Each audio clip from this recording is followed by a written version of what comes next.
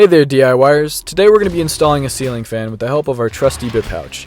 I'll start by unpackaging everything. I personally find it much faster to work when I can just grab the next thing I need without digging through packaging.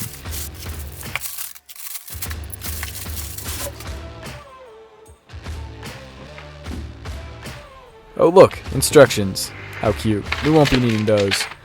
I've already done the hard work of taking down the old fan, so we're ready to rumble. But of course, like all my projects, I'm going to start by loading up my bit pouch, so I'll have all the bits and screws ready when the time comes. Luckily, this project we won't need to change bits, but if we did, I'd be ready. Next, I'll perform a quick check that the power's off. We're changing ceiling fans today, ladies and gentlemen, not hairstyles. First things first, let's grab the mounting bracket here, run our wires through the designated center hole in the bracket, and screw it in place with the mounting screws.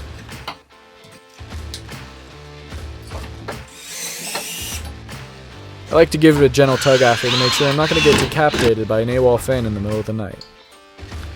Next, we'll hang the fan motor in this slot on the mounting bracket. I remember when fans didn't have this feature and it was not fun trying to wire and hold the motor at the same time. Next up, wiring. The first two are fairly explanatory. Green to bare copper, white to white. But then you'll most likely have black and blue wire left. The black controls your fan and the blue controls your light. If you use pull strings or a remote to control the fan's functions instead of separate wall switches, then you can just wire these together to the black wire in your ceiling box, like I'm doing here. But if not, then you'll need to know which wire in your ceiling controls lights versus fan. You can do this by turning off the power prior to the installation and testing them with an insulated voltage tester. Alright, we'll tuck those wires back and screw in those mounting bracket screws. Next up, the motor's casing. Typically, this is a locking system where you'll only need to unscrew one of the screws on either side to lock it in.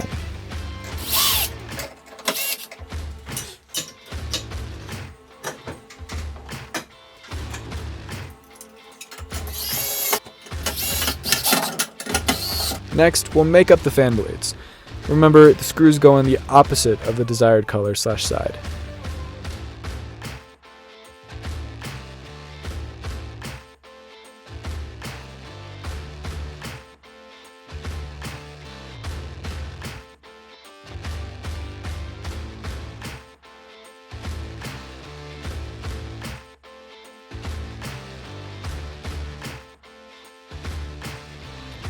Now comes the fun part. At least it used to not be fun. That is, until I discovered the bit pouch, and no longer had to hold screws in my mouth or in my pockets. I cannot stress how much easier this part is now.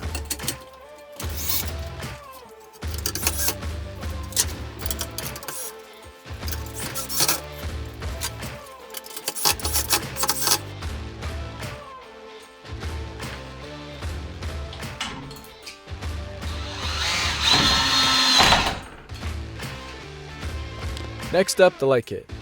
We'll need to undo these screws first. I'll plop them on my bit pouch for easy access later. White to white and black to blue.